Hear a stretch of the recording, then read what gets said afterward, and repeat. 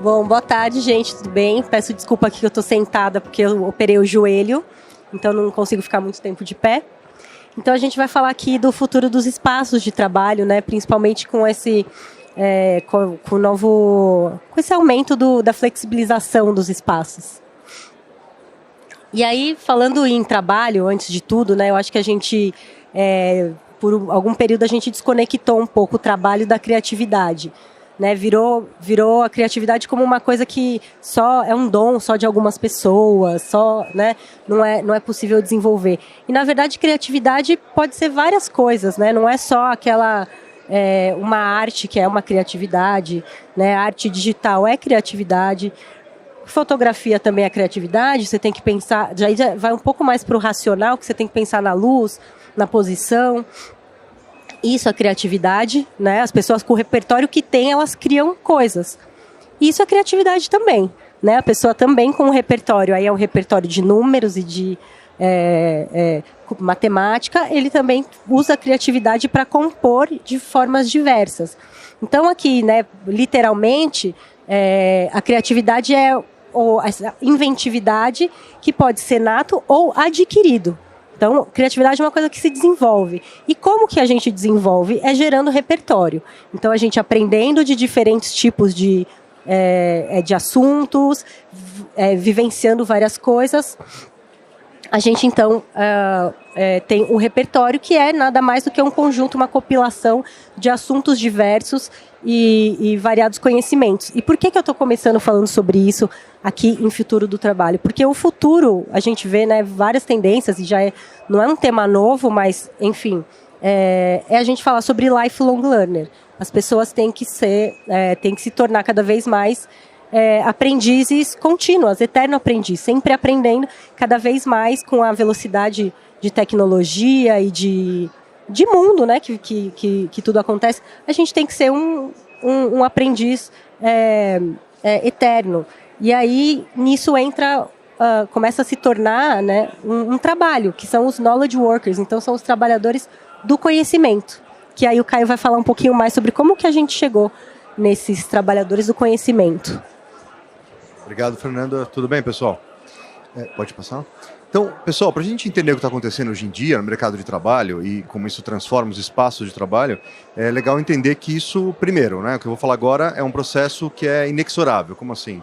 Ele não vai parar. Então, a gente está vendo ele em movimento e pode parecer que não vai acontecer, como tudo que é muito disruptivo e transforma a sociedade, pode parecer que não vai acontecer, mas vai. E, como tudo que é disruptivo também, é difícil imaginar o que está do outro lado dessa transformação. E é sobre isso que a gente está falando aqui hoje, para tentar com vocês imaginar o que pode vir pela frente. Então, você deve lembrar dos 4 setores da economia, né? O setor primário, que é tudo que a gente arranca da natureza, né? O setor secundário, que é transformar isso em bens de consumo, ou então bens de insumo industrial. Então aqui está desde sei lá, produção de açaí, né, até produção de produção aeroespacial, né, aviões, ou eletrônica fina, por exemplo. Está tudo aqui no setor secundário. O setor terciário é vender isso para o público ou então prestar algum tipo de serviço, em que o produto industrial daqui está embutido no serviço. Por exemplo, quando você compra um celular hoje com pontos da sua operadora, ou qualquer outra forma de serviço em que o produto industrial está embutido dentro dele, né? Você pode comprar o produto ou então ter acesso a ele, né? E é uma transição importante essa de produtos para serviços. A gente está vendo isso acontecer. E, por fim, o setor quaternário, que é a produção de conhecimento. Então, se a gente olha aqui a distribuição, isso aqui é o PIB brasileiro, tá, pessoal? 5% do setor primário. O Brasil do agro, pessoal, dá para acreditar nisso? 5%? Então, vocês vão entender daqui a pouco por que é. Mesmo sendo o maior produtor mundial de diversas áreas do agro e da pecuária, mesmo assim só computa 5% da nossa economia. E está diminuindo, tá?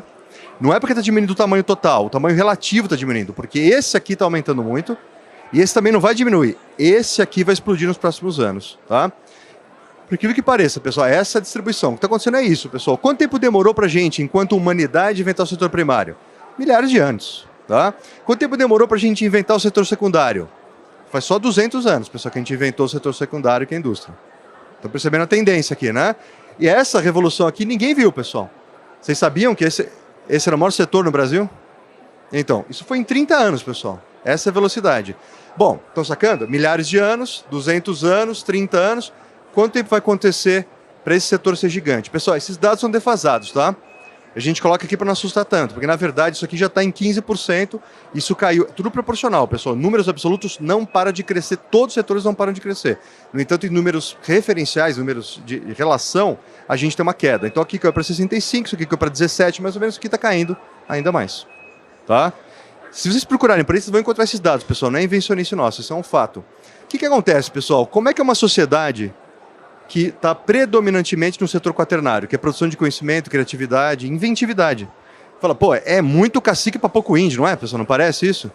Não, já está acontecendo. Né? Só ver quantos palcos tem aqui de gente apresentando conhecimento. Quantas feiras como essa estão acontecendo concomitantemente no Brasil e no mundo nesse momento. Isso é tudo setor quaternário, pessoal. Então, pode passar, Fê. O que acontece, pessoal? Como é que se explica isso? Se você for olhar o ticket médio de cada setor, pessoal, você vai perceber que o setor mais avançado, mais abstrato, paga pelo setor mais concreto, mais antigo. É assim que funciona a economia. A gente acaba achando, não, mas a base da economia é comida, matéria-prima. Com certeza, pessoal, a base material. Mas a base econômica tem a ver com o quanto se paga em cada setor. Isso tem a ver com o valor agregado. Vai comodotizando, né? Como é que é? Vai comodotizando. Exato. Quanto mais próximo da commodity, mais barato. Quanto mais longe da commodity, mais caro é. O que acontece? A produção de conhecimento é incomoditizável. Não tem como comoditizar, então. E aí o que acontece? Pode passar, Fê. A grande sacada justamente é essa. Esse é o setor que tende a ser quase 50% ou mais até o final da década. É difícil acreditar nisso, pessoal. Eu usava essa apresentação, pessoal, desse jeito, sem alteração, para não assustar, e continuo usando, desde 2010, pessoal. Já está em 15%. A tendência é crescer mais rápido do que isso. Pode passar, Fê. E aí o que acontece? Que tipo de espaço de trabalho é esse? Porque quando você pensa na indústria, pessoal, como é que você organiza o trabalho da indústria? É uma linha de produção, que você vê fisicamente no pátio industrial a linha. O produto passando e sendo transformado e está chegando no produto final. Você vê. A gente aplicava isso na gestão dos escritórios durante décadas, pessoal. A gente tinha um espaço que era isso aqui. Pode passar, Fê. Agora, o que está acontecendo agora? A gente precisa trabalhar com cada vez mais flexibilidade. Esse é o pulo do gato. Fê, me avisa a hora que eu volto para você, tá? Esse é o último ponto. Achei o máximo. A Fê colocou isso aqui, AC/DC, que é bem isso, né, pessoal? Até a pandemia, pessoal, eu trabalho com cultura organizacional há mais de 20 anos. A gente falava de trabalho remoto para todo mundo até 2019. E os gerentes falavam assim, impossível, não existe trabalho remoto. Você é louco, Caio. Não tem como acontecer. O que aconteceu em 13 de março de 2020, aí passou o fim de semana, 16 de março, todo mundo trabalhando em casa. Ou seja, o que era impossível aconteceu da noite para o dia. E é isso que tem a ver muito com a inovação. Quando a gente trabalha com inovação no espaço de trabalho, a gente tem que estar disponível para pensar aquilo que é quase impensável. Uhum. Entender as tendências, né, que estão nos sinais fracos ainda, quando ainda está em sinais fracos. E aí a pandemia, ela catalisou, já, como o Caio falou, ele trabalhava já propondo o trabalho remoto, flexível, mesmo híbrido. Em outros lugares do mundo já tinha um pouco mais avançado do que aqui, só que a pandemia catalisou e fez uma mudança estrutural, né? Então, por isso que eu faço a brincadeira do AC/DC, que no universo do trabalho a gente tem esse ponto de inflexão que é o Covid, né? Que aí todo mundo foi um experimento generalizado do trabalho remoto. E sempre lembrando, né, a gente estava confinado, a gente estava em uma situação totalmente atípica, que não é o home office, né, natural. Até achei interessante, Caio, que teve a palestra da Cláudia Andrade antes, que ela falou que tem uma diferença entre home working e home office. Home office você tem uma estrutura já, e a maioria das pessoas não tinha, ou não tem até hoje. Home working é você trabalhando de casa do jeito que dá. Né, é uma estrutura diferente, não está propício. E aí, com isso, né, as dinâmicas de trabalho e a forma que a gente se relaciona com o trabalho e com os espaços muda também. Né? Fica mais dinâmico, né? A dinâmica fica mais dinâmica. Porque passa a ser movimentos não regulares, né? Não é como antes, que todo mundo ia nos mesmos dias, todos os dias, nos mesmos horários, para o mesmo escritório, para os mesmos lugares. Né? Que a gente tem, apesar de São Paulo, por exemplo, a gente tem uma cidade enorme, mas basicamente a gente tem 3 grandes lugares onde tem escritório e todo mundo vai para esses lugares e causa esses trânsitos caóticos que a gente vê. E aí, com essa ascensão do trabalho híbrido remoto, a sede da empresa, né, o escritório, eu não desprezo, tá? Eu sou arquiteta, então eu vejo muito valor no espaço físico, mas ela passa a ter uma outra função. né, a função agora de ser um ponto de encontro, um lugar para promover os encontros, as reuniões, as atividades colaborativas. E essa mudança já começou, né? Tá mais lenta do que eu esperava, mas do que a gente esperava, né? Que infelizmente. Mas enfim, está acontecendo, né? E aí onde que acontecem principalmente essas mudanças? Na cultura, que é o mais difícil, né? Que é o mais complexo, porque a gente está falando de pessoas e de como as pessoas se relacionam, como as pessoas gerem, né? Gerem umas às outras, se relacionam nos espaços físicos, né? Como a gente já começou a falar, na mobilidade e no meio ambiente, impacto social e governança, que é as 3 letrinhas, né, que está em alta aí, que é o ESG. E aí, só para tangibilizar, né, então a cultura são deixa eu pegar aqui um negocinho. Modelos de trabalho, basicamente, né? Deixa eu passar. Espaços, mercado imobiliário está sendo altamente disruptado, né? E os out-offices, que é o nome que a gente dá para os lugares que não são nem o escritório e nem a casa, nem o home, né? Então, coworkings, cafés, padarias, todo lugar pode ser um lugar de trabalho, né? Quando a gente trabalha remoto. A mobilidade nas cidades, deixa eu passar aqui para o outro, só para a gente ter. Então, isso aqui dados de agora, né? De que tem. Deu um errinho aqui. Mas o que acontece, né, nas cidades, descentraliza o fluxo do transporte, a demografia. É um impacto enorme que está acontecendo. Mas a gente veio aqui para falar de futuro e não do que já está acontecendo, então eu vou continuar. Mas vale a gente entender que o trabalho é uma atividade, né? Não é um local, né? O espaço físico é uma ferramenta de trabalho, né? Que deve acompanhar essas necessidades e não ficar travada, como a gente tinha até pré-pandemia, num modelo fabril de revolução industrial, porque as formas de trabalhar com a tecnologia que a gente tem hoje mudaram totalmente. E aí o Caio vai continuar agora um pouquinho. Isso é uma coisa interessante, né, pessoal? A gente constrói, né, tem uma mania de quem trabalha projeto, tanto engenheiro como arquiteto, que é fazer um espaço que tem um fit perfeito com a atividade que a gente vai fazer. Quase um encaixe, né? Então tem uma atividade, tem um espaço, você encaixa as duas coisas. Cada vez menos isso, pessoal. Ou melhor, esse encaixe tem que ser flexível. O espaço tem que se adaptar para os diversos tipos diferentes de atividade que a gente tem. E é muito importante entender uma coisa, né, pessoal? O espaço não é o que acontece nele. A gente usa o espaço para fazer alguma coisa. Então uma praça é uma praça porque a gente usa ela como praça. Se chegar ali, o cara puxar um cordão, trazer um trio elétrico lá da praça, começar a tocar um som alto, não é mais uma praça, virou uma casa noturna. Virou um show. A sua casa, você abre lá, a pessoa entrar, fazer uma festinha em casa, é a mesma coisa, deixou de ser casa. Você não consegue performar os rituais domésticos ali mais na sua casa. O espaço não mudou, mas a ocupação mudou. É a mesma coisa que o espaço de trabalho. Então a gente tem que construir o espaço de trabalho para aceitar múltiplas ocupações diferentes. Não é mais o multiuso que a gente fazia antigamente, que tinha vários equipamentos diferentes e esses equipamentos imóveis aceitavam adaptações diferentes. Não, a gente tem que ser, o próprio espaço tem que ser flexível. Pode passar, por favor. Que é justamente o que a gente começa a ver por aí, né? Mudança de tipo de mobiliário, mudança do tipo de organização do espaço, os tamanhos do espaço, a distribuição territorial deles na cidade, não é isso? Os tipos, né? O lugar de trabalho vira, né, vários lugares, como a gente falou, né? Como eu falei, então coworking, a padaria, a biblioteca. Exato. E tinha muito isso que a gente via antigamente, né? Justamente esse fit perfeito entre as coisas, né? Então, esse tipo de espaço para um tipo de função, aquele tipo de espaço e por aí vai. Os escritórios tinham um layout igual para todo mundo. E a gente sabe que as áreas diversas de uma empresa não fazem os mesmos tipos de atividade. Então, não pode ser. E as mesmas pessoas também, exato, em outros momentos, fazem atividades diferentes. Exato. Então, o que a gente está vendo hoje é isso, né? São espaços mais orgânicos, né? E que tem uma flexibilidade tanto de layout, de uma diversidade de layout, como flexibilidade com paredes móveis, com, enfim, várias outras coisas, né, Caio? A gente começa a ver justamente uma tendência, que a gente vai falar agora aqui, que é uma tendência de entender até o espaço interno dos ambientes de trabalho, né, dos escritórios, empresas, enfim, ou coworking, como se fosse uma cidadezinha, com várias funções diferentes, espalhadas e sobrepostas, muitas vezes, né?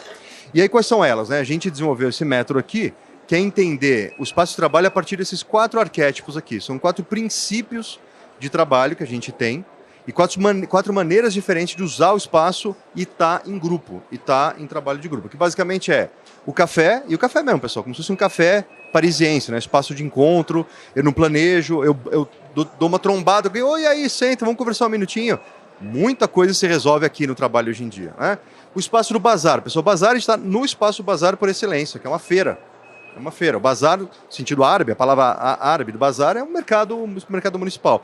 É justamente esse tipo de espaço, um espaço de exposição. Você mostra coisas e as pessoas vão lá também para encontros fortuitos, mas elas se dirigem até lá para ver algo importante. A gente vê a importância disso, tá? Aí a gente tem o espaço da biblioteca, que é um espaço de silêncio, foco, concentração. Não precisa ser silêncio absoluto como de fato na biblioteca, né? Todo mundo lendo sozinho ali. Pode ser também um espaço para trabalho coletivo, mas é um trabalho focado, concentrado. Não é um trabalho de berreiro, bate-papo, você interrompe a conversa no meio e continua outro dia. Não. Tem uma certa durabilidade, né? E aqui o ateliê, né? Do exemplo do ateliê do artista, né? Porque o ateliê do artista é assim, tá tudo organizado para o trabalho dele, focado, muito produtivo. Tipo, ele estica a mão, queria saber até o pincel que ele vai pegar, não precisa nem olhar. Esse é o espaço tradicional de trabalho, pessoal. A gente acha que todo mundo trabalhava assim. Tem o seu papel isso, mas não para tudo. Pode passar, Fê? E a gente entende como é que funcionam os 4 tipos de espaço. Tem a ver com uso não planejado. Então você tem que fazer o scheduling daquilo. Inclusive um equipamento importante, um equipamento que a própria Fernanda desenvolveu, que são sistemas de scheduling de espaços. Isso aqui é uma dificuldade, então você tem que criar isso aqui, tá? Na outra ponta, pessoal, é o uso planejado, que você demarca o tempo. Você marca o horário exato, como deve ser. Lá eu não planejo, aqui eu planejo, nesse extremo. Na vertical, pessoal, uso coletivo. Quanto mais gente, mais coletivo é. Ou individual, uma coisa você sozinho. E aí você vai perceber, o ateliê é muito do uso individual, que pode ser não planejado ou então planejado. Ele tem essa latitude toda aqui. E o espaço do bazar é a mesma coisa, só que é coletivo. Pode ser planejado ou não planejado. Já o espaço do café, ele pode ser mais para o individual, um pouco mais para o coletivo, depende. Um cara sozinho tomando café ali, olhando o pessoal passando, tendo ideias. Ou então alguém chega e senta com ele, ou então um grupão, 8 pessoas batendo papo. Mas ele tende a ser não planejado. Emerge, acontece. Ou espaço da biblioteca, que tende a ser planejada, mas é a mesma coisa. Pode ser o cara sozinho lendo ou um grupo trabalhando, né? Pode passar, Fê. Mas na prática, quando você vai ver no planejamento, nos projetos que a gente faz com as corporações, a gente chega num conceito importante, né, Fê? Que é não dá mais para a gente projetar o espaço sem entender a estrutura organizacional. A gente precisa ter um template para a gente aplicar no espaço. Não tem mais como a gente planejar. Um arquiteto antigamente poderia receber uma demanda. Planeja um escritório, arquiteto. Aí você lá e planejar um escritório típico. Não tem como mais fazer isso, pessoal. Isso tem que ser aderente às práticas reais do cotidiano daquela empresa.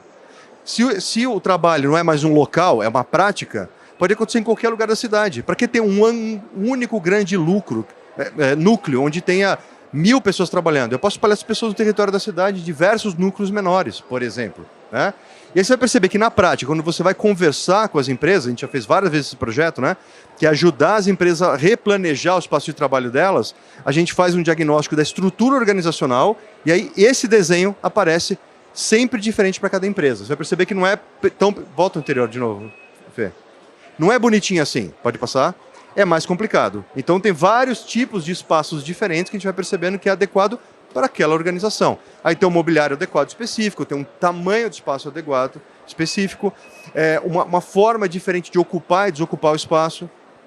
E isso também é fluido, né, Caio? Porque também, né, como você falou antes, o trabalho vai acontecendo, a forma de fazer vai mudando, e a gente tem que ter esse espaço cada vez mais flexível, né? E aí, como que a gente projeta isso, então, né, num futuro aqui? Como que é o futuro disso tudo que a gente falou aqui no espaço de trabalho? Então, a gente está começando hoje aqui, inclusive, essa pesquisa de futuro do trabalho, para entender o desejo também das pessoas. Como você sente... A gente passou na pandemia um autoconhecimento de como que eu trabalho. Deixa eu entender, porque eu tive que arrumar minha casa para trabalhar. Eu comecei a entender. Falo mais no telefone, falo menos. Preciso de silêncio, não preciso. E a gente começou a entender como que é o trabalho. Então, a gente está fazendo essa pesquisa e eu vou mostrar um pouquinho do que já saiu. Depois, a gente está lá no stand da Metadil. A gente está fazendo para entender, né, qual que é o futuro dos espaços de trabalho que vocês desejam. E aí a gente tem uma Time Machine, que é uma máquina do tempo, que é uma inteligência artificial, que cruza com uma base de dados enorme e com vários temas determinados da União Europeia, que eles definiram como temas importantes de futuro, e cruza essas informações e a gente vai entregar o quão possível, o quão viável são esses desejos, né? Então, o que saiu já daqui, né? Principalmente, né, aqui mostrando visualmente tipos de espaço aqui. Biofilia aparecendo bastante, vou detalhar um pouquinho mais, né? Então, são 5 principais premissas desses espaços. Então, o que a gente mais falou aqui, flexibilidade e multifuncionalidade.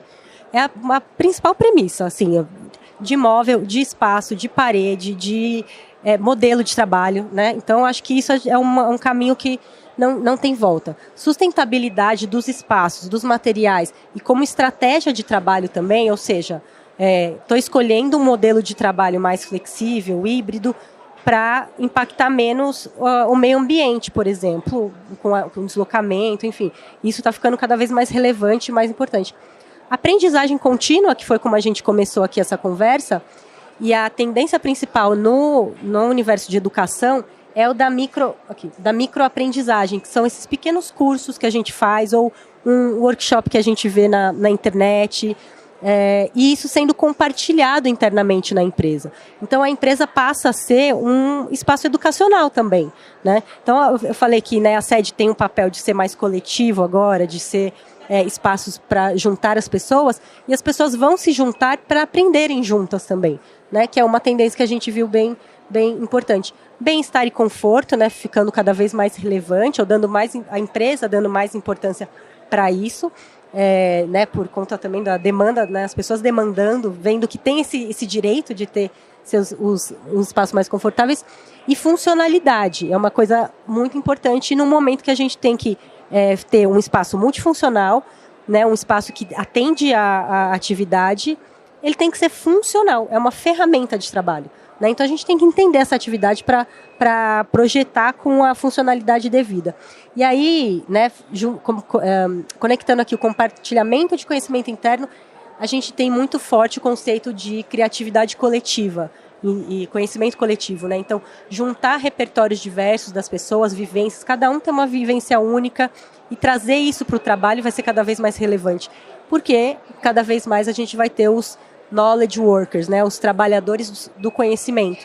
Então, isso é muito relevante, e o escritório passa a ser um lugar de experiência híbrida. Então, aprende e trabalha, né? Então, isso que é o que a gente está vendo de tendência muito forte. Então, o design biofilíaco, que são os espaços com plantas, com natureza, entendendo a natureza também, né? Aí aqui aparecendo, né, uma parte do projeto aqui da Metadil que a gente está propondo para os espaços de trabalho, além de ser flexível com esses painéis que se movem e fazem salas maiores, menores e diversas, a gente tem como colocar aqui de alguma forma a natureza dentro dos espaços. A multifuncionalidade, né? Como que a gente tangibiliza isso em móveis? Então, móveis adaptáveis, então, que se movem, que se transformam em outras coisas, que pode ser um espaço com 2 salas de reunião, pode ser um grande espaço de treinamento, pode ser o que quiser, em um dia só pode ser várias coisas, né? E dentro de um mesmo espaço, que foi o que o Caio colocou ali, né, de ter o bazar, ter o café, então são layouts bem diversos, não são aquele mesão igual para todo mundo como a gente via. Então, isso nos móveis, ele se tangibiliza dessa forma. Sistemas de divisórias móvel e móveis, né? Tipo, armário que se move, porque também é uma coisa que né? Aqui a gente tem esse armário que também que pode colocar televisão. Ele serve como divisória, mas ele também se move pelo espaço e pode virar uma lousa. Enfim, móveis flexíveis e móveis adaptáveis.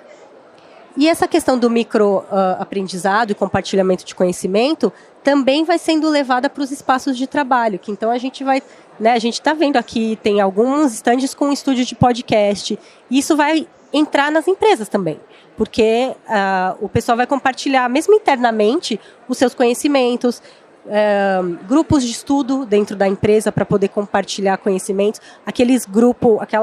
antes era uma célula de inovação num lugar na empresa, que eram os times multidisciplinares. Agora, cada vez mais as empresas vão ter que promover esse encontro multidisciplinar para ter toda essa diversidade de conhecimentos. E aí, então, eu convido vocês aqui, a gente vai abrir os últimos minutinhos para a pergunta, convido vocês a lerem aqui e escreverem essa carta para o futuro. É muito rápido, vocês vão colocar o nome de vocês, qual é o desejo de espaço futuro que vocês desejam. E aí vocês vão receber no e-mail a carta do futuro respondendo qual é a viabilidade, né, e a possibilidade, quais os contras também, né, qual que são os contrapontos desse desejo de vocês para o espaço futuro. E é isso que a gente queria falar. A gente abre agora os últimos minutinhos para perguntas e estaremos lá também no stand da Metadil para falar um pouco mais, para vocês verem esses móveis flexíveis e móveis que está por lá. Perguntas, pessoal? Prazer, parabéns pela apresentação, Fernando, parabéns, Caio. Queria falar o seguinte, a gente tem percebido uma coisa que é constante nos espaços colaborativos e em vários outros espaços que são realizados hoje, como, por exemplo, no espaço colaborativo, praticamente todos eles têm uma coisa em comum, que as pessoas não colaboram mais, né? Parece que... e o que a gente viu, que você mostrou que foi muito interessante, que as mudanças dentro do ambiente de trabalho, elas partem de fatores diferentes, como, por exemplo, cultura com o ambiente, né? Então, não é um fato isolado. Mas o que me chamou a atenção foi Não dá para descolar, né? Não dá para descolar. Por outro lado, não tem como você implantar uma cultura, pelo que eu entendi, se o ambiente não estimular determinada ação. Queria que você falasse um pouco sobre isso, se é isso mesmo. Vou deixar para o Caio falar que ele é o especialista em cultura aplicada no espaço aqui. Legal. Acho que é justamente isso, né? A gente fala, né, em educação, é sempre importante fazer um paralelo com a educação, né? Isso que a Fernanda foi apresentando sobre toda empresa se tornar também uma escola. É uma tendência amplamente aceita hoje em dia que não importa o setor de atuação da sua empresa, ela vai ter também uma dimensão educacional, especialmente para você poder se adaptar para o futuro, né? Aprender capacidades novas. E é o tempo inteiro. E não é aulinha mais, não é uma salinha de aula. A pessoa vai aprender on the job, no processo. E a colaboração é fundamental para isso. Mas o que a gente fala muito na educação é interessante. Fala-se muito do espaço como um dos professores que ensinam as pessoas ou bloqueiam o processo de aprendizagem.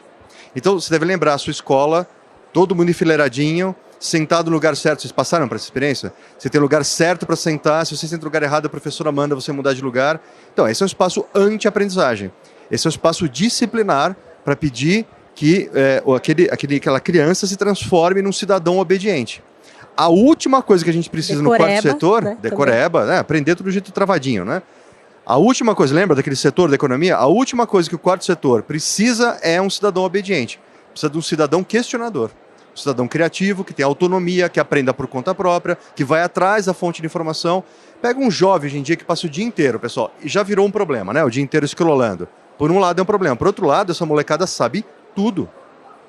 Você pega um menino ou uma menina de classe média hoje em dia, alguma coisa ela sabe sobre todos os assuntos possíveis. Esse tipo de flexibilidade que ela vê ali no feed dela o dia inteiro, ela está esperando no espaço. Então a gente está falando muito de uma geração que está chegando no trabalho hoje em dia e não quer trabalhar. Ela quer trabalhar, pra caramba, mas não do jeito que você está impondo para ela. E você não vai tirar o melhor dessa pessoa obrigando ela a ser um cidadão obediente, novamente. Então que espaço é esse? Que espaço é esse flexível? E é muito comum isso, né? Que você falou agora. Você pede colaboração do seu público interno, em tese cria todas as condições para aquilo, mas na verdade não acontece. Outra coisa que a gente faz também, é muito comum, você pega um espaço para ser colaborativo, você empeteca, sabe empetecar, pessoal? Enfeitar. Você enfeita, empeteca esse espaço com um monte de coisa. Por exemplo, dizeres na parede, né? Já direciona, né? Já direciona. Não, aqui não deixa se aberto inova. para criatividade. E nessa parede, que poderia ser um espaço para o cara ocupar, botando post-it, rabiscando, colocando um painel, rabiscando por cima, não pode mais estar escrito aqui se inova. E pessoal, precisa dizer que aqui se inova, se ali inova? Tem uma série de confusões, né? Quem quiser depois olha, pessoal, como é que eram os escritórios do Google há 10 ou 15 anos atrás. Era um absurdo de empetecamento. Era um dinheiro gasto, pessoal, que não tinha nada a ver com os móveis que a Metadil faz, por exemplo. São móveis funcionais para essa flexibilidade. Era um empetecamento sem pé nem cabeça. Sabe, tipo a biblioteca do Harry Potter? Toda cenografada para parecer a biblioteca do Harry Potter. Tá, o quanto isso estimula o trabalho de fato e o quanto é um ambiente precisa dar uma pirada de 15 minutos, cansar, você tem que trabalhar, afinal de contas, e aquele espaço começa a atrapalhar, na verdade. Então, tem uma sutileza aí nesse arranjo entre você capacitar a tua equipe e ter um espaço que acolhe essa capacitação. E aí que está o trabalho hoje em dia do arquiteto. Não é mais projetar o espaço, apenas. É projetar o espaço alinhado com os valores organizacionais para poder representar lá e cá essa coisa. Tem que ter um pareamento desses dois lados, senão a coisa não funciona. É isso, acabou nosso tempo. Ô, louco, tá bom. Obrigado. Obrigada, Obrigado, gente. pessoal. Obrigadão.